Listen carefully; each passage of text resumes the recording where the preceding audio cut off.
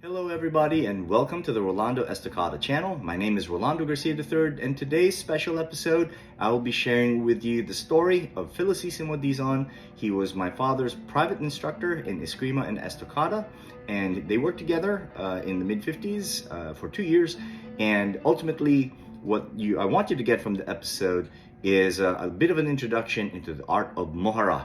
Mohara is the art that he passed on to my father, along with other arts like Dosipares and Doblete, but ultimately we're going to be talking about his final art, which he felt was his crowning achievement, Mohara. So stick around, stay tuned.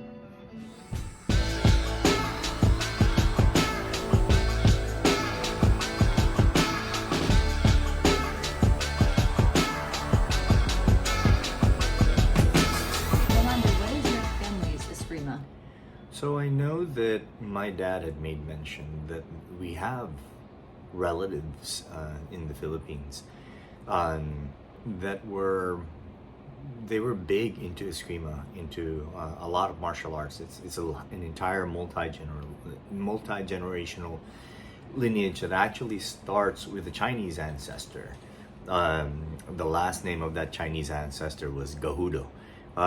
They ended up getting split up by the Americans during the Phil-Am War in the Philippines, but they were martial artists. I think my dad said there were 13 brothers, and then after the Phil-Am War, they separated everybody, changed everyone's last names, so that they could never band together again, because apparently they gave the Americans some problems. In Tagalog, the term for that is siga. And siga is usually associated with the Escrimadores of that time, especially post-World War. And it was a family system in that they fought in World War II. They were part of Marking's guerrillas, from what I understand. And they used sticks, they used the bolos, machetes, and had single stick, sinawali.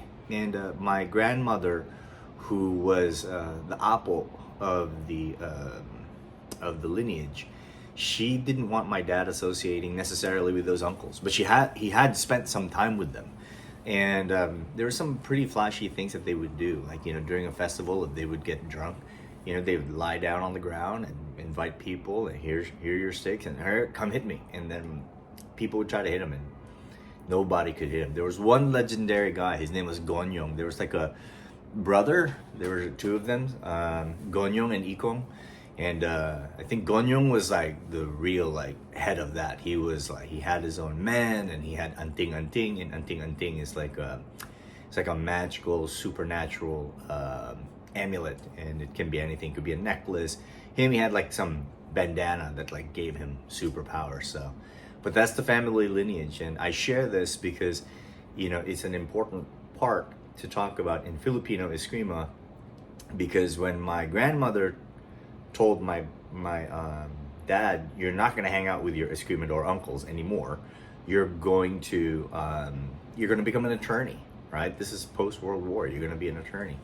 How much of that he was exposed to, how much of that he ended up retaining, he didn't say, but eventually the family's relationship with Eskrima continued with none other than with Felicissimo Dizon. And interestingly, my dad recently told me that Dizon, whenever he would train with him, was only interested in talking about two things: Eskrima and anting. Father knew Dizon. Yeah, he was. In fact, he was the only instructor that he would mention. I have a suspicion that he had other instructors, especially within the family, but since they were from that kind of siga, tough guy lineage, and the family superstition is that you don't want any of that being passed on, he didn't make mention of it. How much training he received from them, I don't know, but the majority of his training came from Dizon. And when I started training with my dad at a very young age, he would make mention of Dizon, but he didn't really tell me about how famous he was. And I don't think even he was aware of how famous he was in the Philippines. It was only in later publications that I think it occurred to him, how much of a big deal he was and continues to be. Wow, so you said you started at a young age? Yeah, I was, my dad, he started me in martial arts at 6 years old. He was teaching me judo, karate, and then eventually I received formal training in taekwondo. In the kind of stuff that when you're a kid, it's super athletic, and there's nothing really at stake. You're learning kata, you're learning how to kick, you're learning all these combinations. He taught me some judo newaza because he was a brown belt under a famous judoka in the Philippines called, his name was Sensei Hiroshi. And Sensei Hiroshi, he was a brown belt under Sensei Hiroshi. And from what I understand, Sensei Hiroshi, there's a master of Eskrima named Sam Tendencia, and he got his black belt from Sensei Hiroshi. So my dad started teaching me karate, judo, and then exposed me to taekwondo in a more formal way to like another school. But it wasn't until I was 12 years old when he said, okay, it's time that you learned Eskrima. It's time that you learn our Filipino martial art. We have a national art. So I was 12 years old. So you got most of your training from your father? I would say most of it. From the time I would say I was 12 to 14 years old, that was intensive, daily, practically non-stop training. And he insisted at the very least, it was 30 minutes a day, for a 12-year-old, 30 minutes a day, for about at least 30 minutes a day. But it was never 30 minutes. It would go on for like 2 hours, because it would be technique and then sparring and then drills and then more sparring. So that was what a lot of the training was.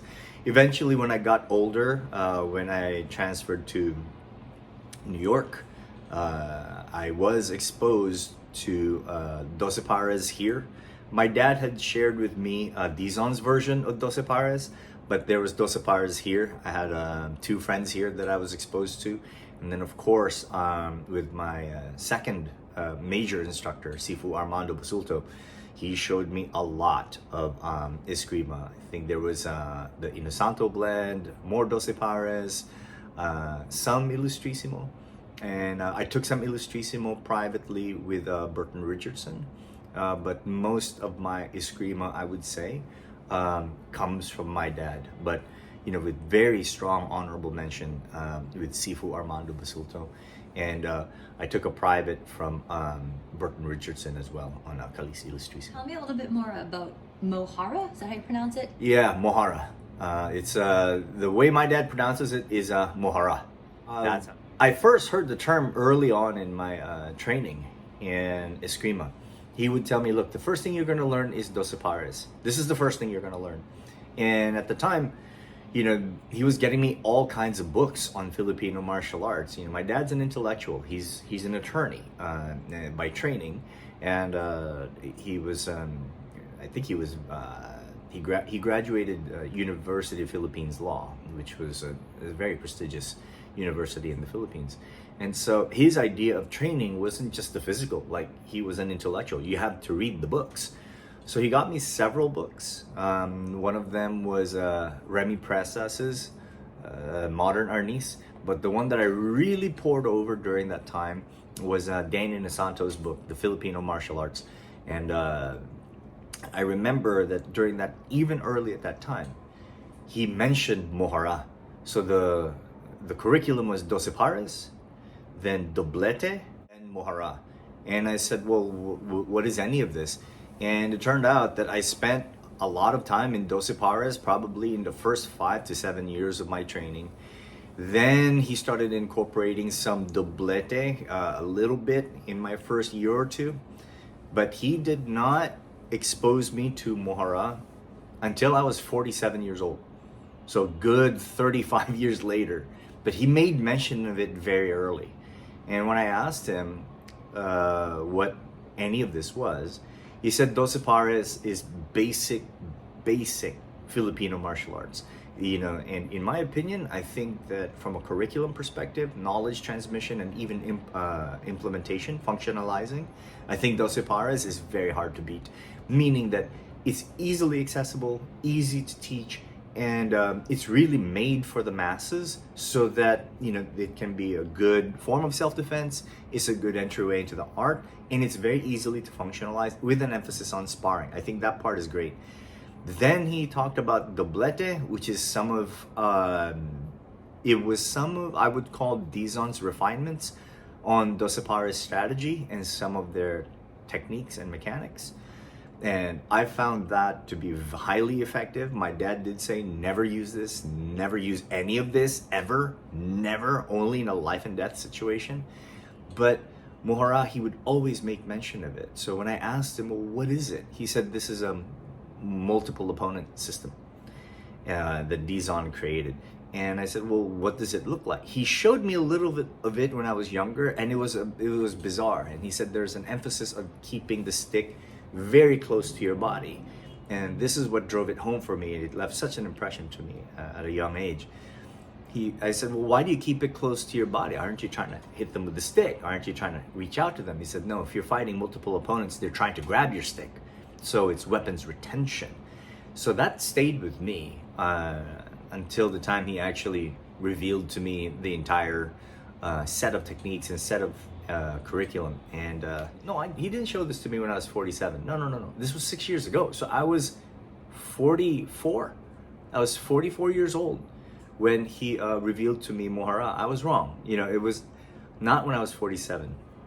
I was 44. So about 32 years after learning it, he finally showed me the Mohara curriculum. Waited so long to teach it to you? There were two reasons. The first one, which I find the most compelling, he said that I was a little concerned about showing this to you. I said, why that? Well, the system is weird. That was the first thing he said. It's a weird system. I've gone through all the books. I've gone through a lot of books in terms of Filipino martial arts, even some fencing. I've never seen anything like it. So, at that time, I'm 44 years old. He thought, look, you're already an accomplished martial artist, which is true. I was a full instructor in Jeet Kune Do in the Paul Vunak lineage. I was a white glove in Savat. I was a purple belt in Jiu-Jitsu. I had my own school. I had a career in luxury fitness. I was a lifter, a kettlebell lifter, among other things. Why would he be interested in this now? And he may have an opinion of it that may not look favorably on it. So that was the first reason. He said he hesitated because he felt I was already advanced. But the second reason he wanted to show it to me is to complete my training, because in the hopes that it might actually round out my Filipino martial arts training. So when he finally showed it to me, I was actually shocked at how immediately functional it was. It wasn't weird at all. And I remember him asking me, are you sure? Is this something that you can really study and immerse? I said, no, Dad, this is immediately functional. But I think that the 12-year-old me would have thought it was weird. Definitely would have thought it was weird. But, the 44-year-old me with this, background in martial arts was immediately able to recognize the effectiveness of it and how immediately functional it was. And this he learned from Dizon? Yes, he learned it directly from him. Did he tell you much about Dizon? He tells me a lot. He continues to tell me a lot, but I know that it's a great question because it compares the two phases of my training. One when I was first learning, when he would make mention of Dizon, he kind of mentioned him in an almost mythical way, and from my own understandings of Dizon, he is viewed in this kind of mythical proportion because he was undefeated, and in the Philippines they called him Demonyo ng Maynila, which means demon of Manila, because he was such a terrifying presence, not only with his skill but just his mere presence. And he won a lot of death matches, but he was also the kind of guy who, according to my dad, he gave himself his own nickname. He called himself Dizon anytime, meaning anytime you want to go, we go. That was how he viewed himself. But he never spoke of Dizon like he was some sort of super legendary Superman that he thought would be some sort of world famous figure like the way he is now. And then, of course, fast forward into my 30s and 40s, when other books came out. The first time I saw his name mentioned was actually in Dan Inosanto's book, The Filipino's Martial Art, and it was just like one line about him, that he knew Floro Villabril. The other book was the series of books that Mark V. Wiley had published, and he made substantial mention of him there. And then the last ones were the one written recently by Mang Romy Macapagal, where he talks about the exploits of Dizon with his master, Tatang Illustrissimo. So he knew him, and from what I understand, the family knew him too, because he would visit him too, because he would visit my dad to train, so that he would train him.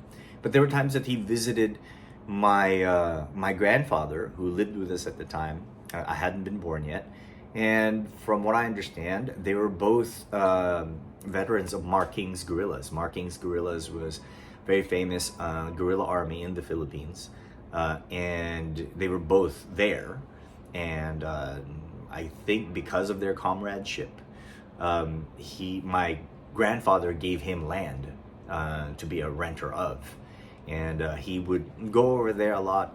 And from my father's recollections, but also my mother's recollections, they would talk for hours. My mother was the one who was there, and she said that they would be laughing a lot, and she suspects that a lot of the conversations were about their time during the war. But it was a very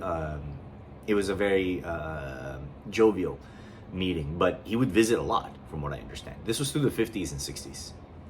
Do you have any memories of your father training in the Dizon method? Yes, there was a lot of sparring. And this was in the 80s, and they didn't necessarily have protective gear. There was a lot of emphasis on sparring. And my dad would design some of the sparring gear, these kind of plastic tubes that were hollow, and then he would fill them with foam himself. Then he would duct tape it. But this is a very interesting detail of the sparring gear. At the very end of both ends of the stick, there would be this big thing of foam, like just complete foam on the end. I said, Dad, what's that for? Oh, that's for the tusok, which is to stab. And this is an interesting feature of the Dizon method as it relates to doce pares and even the doblete method, is that when I came to New York and trained with doce pares, they didn't necessarily emphasize thrusts, because it's considered illegal, which I agree with. It's very injurious. But I grew up with a very old school dad, and he wanted me to learn this method. So what I remember was a lot of hits to the hands, a lot of hits to the elbow, and just boom, he would hit me with tusok, and he would call it out, tusok, bang! He would just nail me in the face. It was always to the face. And I figured out later on why, because there's just this natural blind spot to it. So when I learned a little bit about Calis Illustrissimo and how the Illustrissimo system being sword based, like the tusok, I think in the Illustrissimo method, it's a primary technique, but in the Dizon method, it is a feinting technique, because Dizon preferred hitting the elbow, and I've been hit in the elbow, sometimes intentionally and sometimes just accidentally, and it's a very painful target. But Dizon preferred hand, specifically the wrist, elbow, and liver, and I got hit a lot during. So that's what it was like training with Dad, and there were a lot of drills, specifically the doblete method. There were a lot, and a lot of blisters to the hand, a lot of burning, forearm pain. It was a very intense but very exciting time in my training. You said you grew up in the Philippines. Yeah. Do you remember anything about it? So I grew up in the Philippines, and I left to go to Hawaii, emigrated to Hawaii when I was 11 years old. I'll say this a little bit. Nakakapag-Tagalog pa ako. Marunong pa ako ng Tagalog, which means I can still speak Tagalog. I can still speak it fluently. I enjoy speaking it. I'm still very much a Filipino. And I would say that the only real experience I had in the Philippines with regards to Filipino martial arts was one time I was exposed to a balisong, but that was about it. I was shown a balisong, but like most Filipinos at the time, there wasn't a lot of interest in Filipino martial arts, and so it was considered a dying art. Not like today. Now it's like it's really growing. My growth in Filipino martial arts wasn't until I was about 11 or 12 years old when my dad started mentioning it, because he saw that I loved karate, I loved taekwondo, Bruce Lee movies, absolutely loved his movies. And then he kind of took a look at me, and we were in Hawaii. He goes, "All right, I'm gonna show you some Eskrima." What? And that was it. And that was the beginning of my journey. What you're introducing us to is primarily the Dizon system. Yeah, specifically Mohara, and I will be quite blunt about this. My dad never viewed himself as an expert in this. He saw himself as someone who studied under a great instructor. He was never an instructor himself. He was an attorney by trade, a successful attorney at that, in the Philippines. So he never sought out students. He wanted to pass something on to his sons. So he passed this on to both me and my younger brother. My younger brother didn't take on to it the way I did. So he didn't, I think he got as far as 12 pares. So when my dad started making mention of Mohara, and especially when he finally showed it to me 6 years ago, it was always with the mind that this is something I'm going to pass on to my son. And it's something he learned directly from Felicissimo Dizon.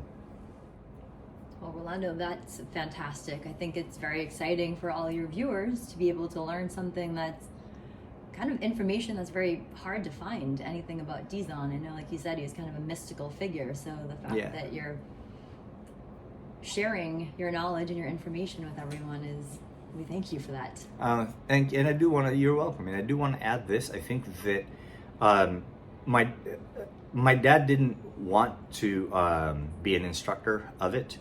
In fact, in my early days, even as recently as just a few years ago, like 2010, 2011, he was still looking for people who were Dizon instructors or had learned under him. The only one he knew of was Angel Cabales, and by the time,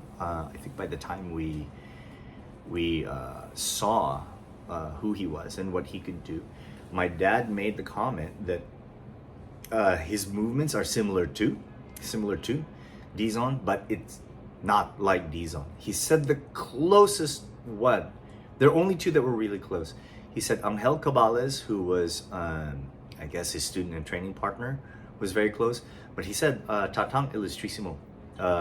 Those were the two closest to how he moved, but he'd never seen anyone like it.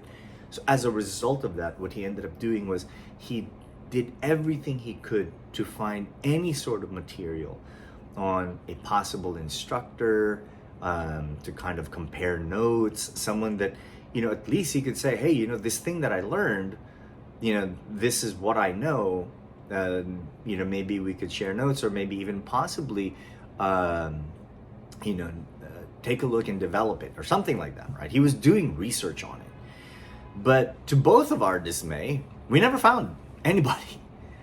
And my dad now suspects that he is the only person that has the Mohara curriculum to him. It was something that was given to him specifically by Dizon. And to be even more specific, he always said that Mohara was his crowning achievement. He was very, very specific about it. That's his crowning achievement. He really believed that it was his ultimate art. But my father and I never sought to, the only real purpose for Mohara, the way I'm sharing it now, is because my father believes that it's an art that should be passed on now. Now more than ever, it should be passed on, because he believes it's an important contribution. So that's why I'm passing it on now. That's why I'm sharing it now. Well, we're very grateful, and I'm sure you are as well, that your father did decide to share it with you. later in life, and now we can all learn from you. Thank you.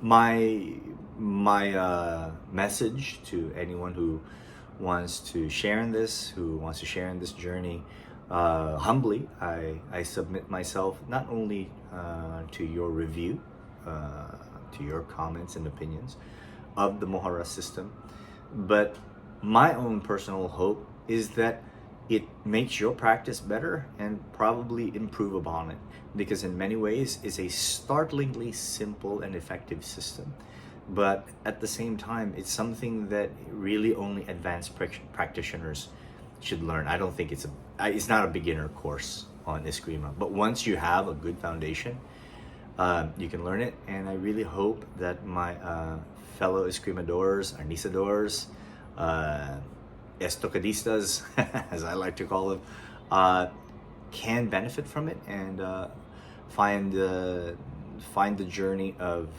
learning it enjoyable for themselves, as I have. That's great. Thank you so much, Rolando. We look forward to learning more from you. Thank you.